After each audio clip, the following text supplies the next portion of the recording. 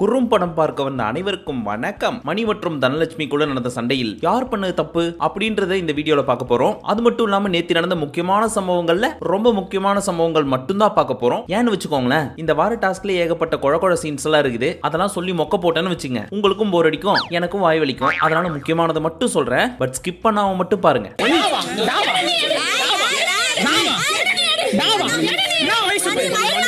ஸ்டார்டிங்லேயே நம்ம தனலட்சுமி விக்ரம் டீம்ல இருந்து ஒரு ஐட்டத்தை யாருமே பார்க்காதப்ப தூக்கின்னு வந்து சிவின் கிட்ட கொடுத்து ஒழிச்சு வைக்க சொல்றாங்க. ஆஸ் பர் ரூல் இது தப்பு கிடையாது. பட் இருந்தாலும் இந்த தப்பை ஃபர்ஸ்ட் பண்ணது நம்ம தனலட்சுமி. ஏன்னா முந்தானத்து இந்த டாஸ்கோட ஆரம்பத்திலேயே பெல்ட் ஓட ஆரம்பிச்சப்போ ஆப்போசிட் டீம்ல எடுத்து வச்ச ஃபர்ஸ்ட் ஐட்டத்தை ஃபர்ஸ்ட் திருடி எடுத்துட்டு வந்தது தனலட்சுமி. ஒருவேளை தனலட்சுமி எடுத்து வச்சிருந்ததை வேற யாராவது திருடி இருந்தா இன்னைக்கு அவங்க நிலைமை கந்தல் கோலம் தான். பட் தனலட்சுமியே இந்த மேட்டர் பண்ணதுனால எந்த ஒரு பிரச்சனையும் இல்லாம சைலண்டா முடிஞ்சு போச்சு. இதை நல்லா மைண்ட்ல வச்சுக்கோங்க. இப்ப நேத்து பெல்ட் ஓட ஆரம்பிச்சதா, என்ட்ரன்ஸ்ல தனலட்சுமி, அவங்க பின்னாடி மணிகண்டு உள்ள இருந்து ஒரு ஐட்டம் வந்துச்சு. அதை ஃபர்ஸ்ட் எடுத்தது தனலட்சுமி தான். அதை தனலட்சுமி இறுக்கி கட்டி பிடிச்சிட்டு இருக்கிறப்போ நம்ம மணிகண்டா அந்த பாக்ஸை புடுங்கினாரு. புடுங்கின ஸ்பீட்ல நம்ம தனலட்சுமி அப்படியே ஒரு ரவுண்ட் அடிச்சு பொத்துன்னு கீழே உளறாங்க. இத பார்த்த மணிகண்டா, ஐயோ இந்த பொண்ணையா தள்ளி விட்டோம், இன்னைக்கு சோலி முடிஞ்சிச்சு, சரி அப்படியே மேனேஜ் பண்ணுவோம் அப்படின்னு தள்ளி விட்ட வேகத்துல அப்படியே கையை பிடிச்சி தூக்கி உட்கார வைக்க ட்ரை பண்றாரு. அதுக்கப்புறம் ராம் இதெல்லாம் தப்புன்னு சொல்ல, அமுதவாணனும் சேர்ந்து சொல்ல, ஓ ஒருவேளை நம்ம பண்ணது தப்புதானோ, அப்படி நம்ம பண்ணது தப்பானதா குறும்படம் போட்டுருவாங்களே. ஒவ்வொருத்தருக்கு வேகத்தை பார்த்தோம்னா அவன் அருமை வறுமைக்கு ஆபத்து வந்துடும் போல் இருக்கடா. ரொம்ப கவனமா டீல் பண்ணி ஆட்டத்தை கலைச்சிடுறாசா. சரி இந்த பாக்ஸை கொடுத்துருவோம் அப்படின்னு மணிகண்டா கொடுத்துட்டார். ஆனா கீழே விழுந்த தனலட்சுமி சும்மா இருப்பாங்களா? அவங்க என்ன பண்ணாங்கன்னு பார்க்க போறதுக்கு முன்னாடி யார் மேல தப்பு அப்படின்றத பார்ப்போம். ஃபர்ஸ்ட் பாக்ஸை வெளியே எடுத்தது தனலட்சுமி. சோ அந்த பாக்ஸ் அவங்களுக்கு தான் சொந்தம். அதை புடுங்கினது தான் மணிகண்டன். சோ தப்பு மணிகண்டன் மேலதான். அப்படி புடுங்கிருக்க கூடாது. ஆனா அப்படி புடுங்க கூடாதுன்னு எந்த ரூல் புக்லயும் கிடையாது. சோ பிக் பாஸ் ரூல் படி பார்த்தா இது தப்பு கிடையாது. அந்த பாக்ஸ் மணிகண்டனுக்கு தான் சொந்தம். ஆனா மனிதநேயத்தின் படி பார்த்தா மணிகண்டன் இவ்வளவு ஃபோர்ஸா இழுத்து அந்த பொண்ணு கீழே விழுந்து மண்டையில அடிபட்டு ஒண்ணு கிடக்க ஒண்ணு ஆயிட்டா. அடிச்சல ஏர்ல பாஸ் ஆயி போய் விழுந்தத பார்த்து பதறி போய் தள்ள ஓடியாரேன். பாவ ரத்த குட்டுதே. அந்த புள்ள பொளப்பானா பொளக்கலையான்னு தெரியல எனக்கு. நல்ல வேளை ஏதோ ஆகலன்னு வெச்சுங்க. ஒருவேளை ஆயிட்டா கேஸ் யார் மேல விழும்? நம்ம மணிகண்டா மேல. அது மட்டும் இல்லாம கேம்ல தனலட்சுமி சைடுல சாதாரண அசம்பாவிதம் நடந்தாவே நம்ம தனலட்சுமி கத்தி ஊற கூட்டிடுவாங்க. இப்ப நம்மால தள்ளி வேற விட்டாரு. அடி பட்டுச்சோ படலையோ அது அடுத்த விஷயம். ஆனா தள்ளி விட்டது தனலட்சுமிய. தனலட்சுமி சும்மா இருப்பாங்களா? அதுக்கப்புறம் தனலட்சுமி கத்த, மணிகண்டனும் கத்த, இவிபி சிட்டியே ஷேக் ஆயிடுச்சுன்னா பாத்துங்களேன். நான் பண்ணது தப்புனா நீ பண்ணது தப்பு தான், யாரை கேட்டு எங்க ஐட்டத்தை திருடுன அப்படின்னு மணிகண்டா கேட்க, நான் அப்படிதான் திருடுவேன் அப்படின்னு தனலட்சுமி சொல்ல, இவ்வளவு பதமா எல்லாம் பேசல. தனலட்சுமி கத்தன கத்தி எப்படி இருந்துச்சுன்னா, பாம்பு பொந்துக்குள்ள எலி போய் பாம்பு வாய்க்குள்ளேயே தலையை விட்டு வெளியே வர முடியாம இருக்கிறப்ப கீச் கீச்சுன்னு கத்து பாத்தீங்களா, அந்த மாதிரி தான் கத்திட்டு இருந்தாங்க. ஒண்ணுமே புரியல. என்ன எப்படி பிடிச்சி தள்ளி விட்டான் தெரியுமா அப்படின்றது ஒருமையில பேசுறதா இல்ல மரியாதையோட பேசுறதா? நீங்க சொல்லுங்க. பாடா போடான்றதுக்கும் அவன் இவன்றதுக்கும் என்ன பெரிய வித்தியாசம்? கிடையாது இல்லையா? சோ இந்த ஃபைட்டோட ஸ்டார்டிங்ல இருந்தே நம்ம தனலட்சுமி அவன் இவன் தான் பேசிட்டு இருக்காங்க. ஏப்பா பேசிட்டு இருக்கும்போது இடையில ஐயாவா வாடா வாடான்னு எதுவும் சொன்னியா? ஃப்ளோல ஏதாவது வந்திருக்கும். ஆனா அதெல்லாம் நம்ம மணிகண்டன் காதுல கேட்கல. பட் சொல்லாத டான்ற ஒரு வார்த்தை நம்ம காதுல கேட்க, எது டாவா? உன் வயசு என்ன என் வயசு என்ன, என்ன டாங்கற? நான் ஒன்னும் டான் சொல்லவே இல்லையே அப்படின்னு தனலட்சுமி சொல்ல, ரெண்டு பேரும் எகிரி நிக்கிறாங்க. எப்படியும் இவங்க ரெண்டு பேரும் அடிச்சுக்க போறதுலன்னு எல்லாருக்குமே தெரியும். ஆனாலும் ஒரு கேங் இவங்க ரெண்டு பேரையும் புச்சி இழுக்குது. எதுக்கு இழுக்கிறாங்கன்னு சத்தியமா கட்சி வரைக்கும் எனக்கு தெரியல. வெளியில இருந்து பாக்குற நமக்கே தெரியும் எப்படி மணிகண்டன் அடிக்க மாட்டாரு அப்படின்னு. தனலட்சுமிக்கு தெரியாதா? சோ நம்ம தனலட்சுமி மணிகண்டன் அப்படியே எகிரிட்டு வந்ததை பார்த்த உடனே, அடிக்க போறியா, அடி அடி முஞ்ச கைவை அப்படின்னு ஏத்தி விடுறாங்க. அதை பார்த்து நம்ம மணிகண்டன் கரெக்டா கண்டுபிடிச்சிட்டாரு. ஓ நான் உன்னை அடிக்கிற மாதிரி வருவேன், அந்த சீனை மைண்ட்ல வச்சுட்டு சனிக்கிழமை ஆண்டவர் வந்த உடனே என்ன போட்டு கொடுக்கணும், அதான உன் பிளானு. மணிகண்டன் மண்டை மேலேயே மாங்குன்னு வச்சாலும் திரும்பி கையை கூட தூக்க மாட்டான் இந்த மணிகண்டன் அப்படின்னு ரொம்ப உசாரா இருந்தாரு மணி. பட் இதெல்லாம் நடந்துட்டு இருக்கிறப்போ அசீம் குறுக்க புந்து தனலட்சுமியை கன்வின்ஸ் பண்றாரு. ஆனா தனலட்சுமி நம்மளால 5 பைசா கூட மதிக்க மாட்டேங்குது. இப்படி பண்ணாத தனலட்சுமி, நான் பண்ண தப்பு நீயும் பண்ணாத அப்படின்னு தடுத்தாலும், நீங்க கத்தின் கடை, நீ சொல்ற பேச்செல்லாம் என்னால கேட்க முடியாது, நான் அப்படிதான் கத்துவேன் அப்படின்னு நம்ம தனலட்சுமி நான் ஸ்டாப்பா கத்திட்டு இருந்தாங்க. ஆனா இந்த விஷயத்துல அசீமை பாராட்டணும்பா. ஏன்னு சொல்லுங்க? பிகாஸ் இதுக்கு முன்னாடி வந்த வார்த்தைலாம் அசீமை கொஞ்சம் நஞ்சம் வச்சு செய்யலவங்க, அதாவது தனலட்சுமி. சோ இதான் சான்ஸ், எங்கேயாவது அடிச்சுக்கிட்டோம் அப்படின்னு விடாம தான் செய்த தவறை அந்த பெண்மணியும் செய்துவிடக் கூடாது என்பதற்காக சண்டையை தீர்த்து வைத்தார் அசீம். அந்த மனதுதான் கடவுள். ஓ தூய தமிழ். அத்தோட முடிஞ்சா மணிகண்டாவை ஈஸியா கன்வின்ஸ் பண்ணிட்டாரு. மச்சான் நான் பண்ண தப்பு நீயும் பண்ணாத, கொஞ்சம் அடங்கி பொறுமையா போயிரு, நீயும் கூட கூட பேசாத அப்படின்னு உடனே கொஞ்சம் கத்தி முடிச்சுட்டு சரி மச்சி அப்படின்ட்டு போயிட்டாப்ல. அதுக்கப்புறம் மறுபடியும் தனலட்சுமியை கன்வின்ஸ் பண்ண போனாரு. ஆனா அது நம்மளுக்கே பேக் ஃபேர் ஆயிடுச்சு. தங்கச்சி அவன் எகிரிட்டு வந்தான் நீ சொல்றல, அதே மாதிரி நீயும் தான் எகிரிட்டு வந்த, ரெண்டு தரப்பு வாதத்தையும் பார்க்கணும்லமா அப்படின்னவும் ஆமா நான் தான் அவரை தள்ளி விட்டேன், நான் தான் வாடா போடான்னு, நான் தான் பாக்ஸை புடிச்சு இழுத்தேன், சொல்லுங்க என்ன வேணா சொல்லுங்க அப்படின்னு அசீம் பக்கம் திருப்பி விட்டாங்க. இவருக்கு எதுக்கு இந்த வேண்டாத வேலை? கதிரவன், ராபர்ட், ஆயிஷா, அமுதவாணன் இவங்க எல்லாம் வேடிக்கை பார்க்குற மாதிரி இவரு ஒரு ஓரமா உட்காந்து வேடிக்கை மட்டும் பார்த்துட்டு இருக்கலாம்ல. நாட்டாம விஜயகுமார் மாதிரி பஞ்சாயத்தை தீர்த்து வைக்கிறேன்னு சொல்லி யாரு கையில குண்டடிப்பட்டு சாவ போறாரோ வருதாவமா இருக்குதுப்பா நம்ம அசீமா பாக்குறதுக்கு. உனக்கு தேவையாது, உனக்கு தேவையாடா, யாரு எக்கெடு கட்டு பண்ண உனக்கு இல்லடா. அதே மாதிரிதான் அந்த பெல்ட் சுத்திட்டு இருக்கிறப்போ உள்ள இருக்கிற டப்பாவை புடுங்கிறதுக்காக ரெண்டு டீமும் அடிச்சிட்டு இருக்காங்க. இவர் பின்னாடி உட்காந்து கமெண்ட்ரி கொடுத்துட்டு இருக்காரு, கை கை கைன்னு. அதை பாக்குறப்ப எனக்கு என்ன ஞாபகம் வந்துச்சுன்னா கை கை கை கை கை கை கை இதுதான் ஞாபகத்துக்கு வந்துச்சு. நம்மளால உண்மையிலேயே ரொம்ப பாதிக்கப்பட்டிருக்காருப்பா. இல்லனா இந்த சம்பவத்தை நம்ம தலைவர் அசீம் பண்றதுக்கு வேண்டியது. இப்படியே ரெண்டு பேரும் கட்சி வரைக்கும் கிட்டத்தட்ட ஒரு 3ல இருந்து 4 மணி நேரம் அடிச்சிட்டு இருந்திருப்பாங்க பொழுது. நீ தான் ஃபர்ஸ்ட் திருடின, அது தப்பு இல்லையா, திருடி பார்க்கலாமா, நான் மட்டும் திருடணும்னு நினைச்சேன், காலங்காத்தால கடையே இருக்காது அப்படின்னு நம்ம மணி பயங்கரமா கொந்தளிச்சிட்டு இருக்காரு. அதுக்கப்புறம் தனலட்சுமி உள்ள போய் அழுதுட்டு வந்ததை பார்த்தோன்னே ஐயோ இந்த பொண்ணு அழுதுச்சே, அப்போ கன்ஃபார்மா இந்த வாரம் குறும்படம் இருக்கு.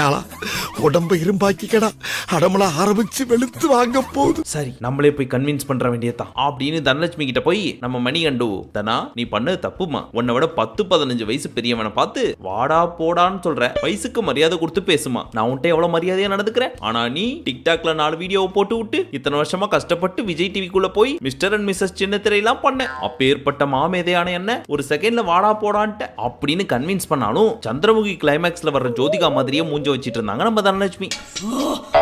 அதுக்கப்புறம் ஒரு முக்கியமான சம்பவம், தனலட்சுமிக்கு இத்தனை நாளா சப்போர்ட் பண்ணிட்டு இருந்த விக்ரமனுக்கு கத்தி அவர் பக்கமே திரும்பிட்டு, எப்படியும் சனிக்கிழமை ஞாயிற்றுக்கிழமை என்ன நடக்க போகுதுன்றத முன்கூட்டியே கணித்த நம்ம விக்ரமன் மணியை தனியா கூப்பிட்டு, மணி நம்ம என்ன வேணா பேசிடலாம், ஆனா அந்த பொண்ணு ஒரு வார்த்தை சொல்லுச்சுன்னு வச்சுக்கோ, வெளியே அந்த சோசியல் மீடியான்னு ஒண்ணு இருக்கு பாரு, அதுல வச்சு செஞ்சு விட்டுருவாங்க, அதனால வார்த்தையை பார்த்து விடு, அந்த பொண்ணு பேசினாலுமே நீ கொஞ்சம் பொறுமையா ஹேண்டில் பண்ணு அப்படின்றத ஒரு சின்ன வார்த்தையிலே சொல்லி முடிச்சிட்டாரு. அதை கேட்டு நம்ம மணிகண்டனும் ஓகே பிரதர் அப்படின்னு சாந்தமாயி மறுபடியும் தனலட்சுமியை கூப்பிட்டு, தனலட்சுமி நல்ல கேம் விளையாண்டீங்க, குட்டா கண்ணா, இப்படிதான் கேம் விளையாடணும் அப்படின்னு கன்வின்ஸ் பண்ணாலும் சந்திரமுகி ஃபேஸ மாத்தவே இல்லை நம்ம தனலட்சுமி.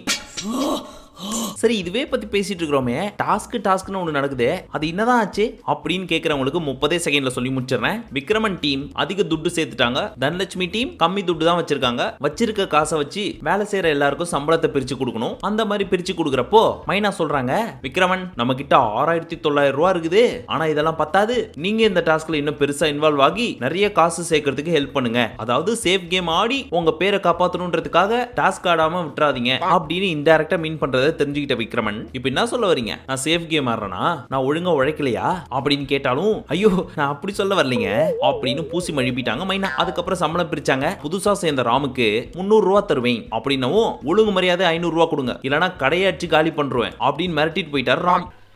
எங்கடா வட்டி? ஆமா ஏன்டா இப்ப திடீர்னு கத்துன? பார்க்க பயங்கரமா இருக்கீங்க. அதுக்கப்புறம் டீம் சேஞ்ச் நடந்துச்சு. அதன்படி விக்ரமன் டீம்ல மைனா, ஆயிஷா, மணி மற்றும் நீவா, தனலட்சுமி டீம்ல ரச்சிதா, அமுதவாணன், ராபர்ட் மற்றும் ஷிவின். அதுக்கப்புறம் நம்ம ஏடிகே சொல்றாரு, இது வரைக்கும் பிக் பாஸ்ல நடந்த சண்டையிலேயே நேத்து நடந்தது பாத்தீங்களா, அதுதான் பயங்கரமான சண்டை அப்படின்னு ஹைப் கொடுத்து சொல்லவும் அப்படியே ஓரமான்னு பார்த்துட்டு இருந்த மணிகண்டா ஐயோ போச்சா அப்படின்னு மரண பீதியில சேச்சா நேத்து நடந்த சண்டையோடலாம் பயங்கரமான சண்டை நடந்திருக்குப்பா அப்படின்னு மூஞ்ச வெறப்பா வச்சுட்டு சொன்னாலும் உள்ளுக்குள்ள மரண பீதி இருக்கிறது பச்சையா தெரிஞ்சு.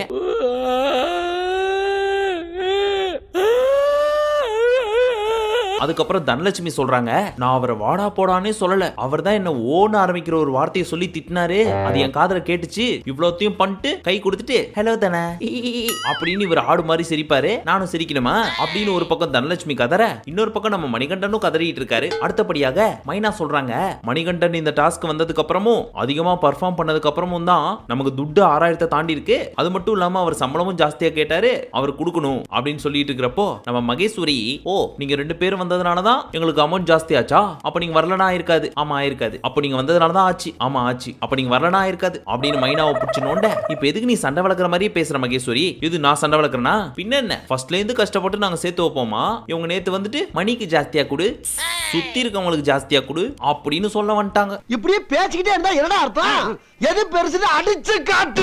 அப்படின்னு உடனே இதுக்கு மேல உன்கிட்ட பேசி ஜெயிக்க முடியாது, நான் கிளம்புறேன்ட்டு கிளம்பிட்டாங்க மைனா. நம்ம தனலட்சுமியும் மணிகண்டாவும் கட்டி பிடிச்சி அண்ணன் தங்கச்சி பாசத்தை பகிர்ந்துக்கிறாங்களாமா. அப்பாடா, இவங்க 2 பேரும் இனிமே சண்டை போட்டுக்க மாட்டாங்க அப்படின்னு யாராவது நினைச்சீங்கன்னா அவங்களுக்கு ஏப்ரல் ஃபூல். ஏன்னா கொஞ்ச நேரத்திலே காஜு கட்லி செய்யணும், ஐட்டத்தை ரெடி பண்ணுங்கன்னு சொல்லி பிக் பாஸ் சொல்லியிருந்தாரு. அதுக்கப்புறம் பெல்ட் ஓட ஆரம்பிச்சது. இந்த பக்கம் மணிகண்டு அவரை யாரும் பிடிக்க கூடாதுன்றதுக்காக பின்னாடி நீவா, பட் மணிகண்டா கையில இருந்து புடுங்கணும்ன்றதுக்காக அவங்களுக்கு பின்னாடி நம்ம தனலட்சுமி நிக்கிறாங்க. சோ நம்ம தனலட்சுமி நீவா மேல காண்டாகி, அது எப்படி இவன் மணிகண்டாவை அப்படி சேவ் பண்ணலாம், அப்படி பண்றப்போ என்ன பண்ணிட்டா தெரியுமா, என் ட்ரெஸ் வேற லைட்டா தூக்கி விட்டா. நான் இனிமே சும்மா இருப்பேனா, எவன் என் மேல கை வச்சாலும் ட்ரெஸ் புடிச்சு இழுப்பேன், ஏதாவது தெரிஞ்சா என்ன கேட்காதீங்க அப்படின்னவும் வந்தாரு நம்ம ஹீரோ விக்ரமன். தனலட்சுமி உங்க ட்ரெஸ் தான் தூக்குதுன்னு தெரியுதுல, அப்ப போட்டிக்கு தகுந்த மாதிரி ட்ரெஸ் போடலாம்ல அப்படின்னவும், நான் என்ன ட்ரெஸ் போடணும் நீங்க சொல்லாதீங்க அப்படின்னு ஆண்டவர் லாஸ்ட் டைம் சொல்லி காமிச்சாரு தெரியுமா. சண்டை போடாதீங்க அப்படின்னு சொன்னா சண்டை போடாதீங்கன்னு சொல்றதுக்கு நீ யாருன்னு சண்டை போடுவேன். சரிமா நான் கேட்கவே இல்லைன்னு சொன்னா அப்ப நான் என்ன பஜாரியான்னு கேட்பேன் அப்படின்ற மாதிரி விக்ரமன்ட்ட சண்டை வளர்க்குறாங்க. மறுபடியும் முதல்ல இருந்தா ஏமா உன் சேஃப்டிக்காக தான் நான் சொன்னேன், கட்சியில என்னைய குத்துறதுக்கு வர அப்படின்னு கேட்டா நீங்க என்கிட்ட பேசாதீங்க, வேற யார்ட்டையாவது போய் பேசுங்க அப்படின்றாங்க. ஆரம்பத்துல இருந்து இப்ப வரைக்கும் தனலட்சுமிக்கு சப்போர்ட் பண்ணிட்டு இருக்கிறது நம்ம விக்ரமன். ஏற்கனவே சொன்ன மாதிரி கத்தி இப்ப அவர் பக்கம் திரும்பிடுச்சு. இப்ப எல்லாருமே தனலட்சுமி மேல செம்ம காண்ட்ல இருப்பாங்க. வெளிக்காட்டாம இதே மாதிரி நம்ம பொண்ணு எல்லாத்தையும் சண்டை வளர்த்திக்கினே இருந்துச்சுன்னு வச்சுங்க, பிக் பாஸ்ல கட்சி வரைக்கும் இருக்கலாம், ஆனா மனுஷங்க மனசுல ஒரு நாள் கூட இருக்க முடியாதுன்றத தனலட்சுமி தெரிஞ்சுக்கணும். அட் த சேம் டைம் வீட்டுக்குள்ள இருக்கிற ஏகப்பட்ட பிளேயர்ஸ்ல ஃபேக்கா இல்லாம ட்ரூவா ஆடுறது அப்படின்னு சொல்றப்போ கண்டிப்பா தனலட்சுமியை சொல்லலாம். பிகாஸ் அந்த தெய்வம் தான் வாரம் வாரம் நமக்கு கண்டென்ட்டை மறக்காம கொடுக்குது. அசீம் கூட அப்பப்ப திருந்திடுறாரு. ஆனா நம்ம தனலட்சுமி நான் ஒரே நேர்கோட்டில் தான் போவேன் அப்படின்னு வீக்லி ஒன்னே ஒன்னு பண்ணாலும் அதை தரமா பண்றாங்க.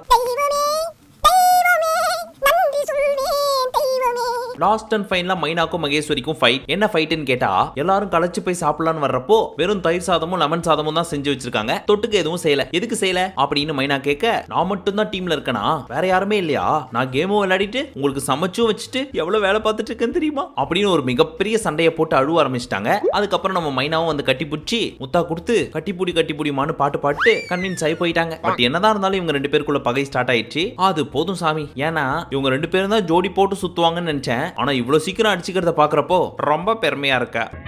ரொம்ப சந்தோஷப்பா.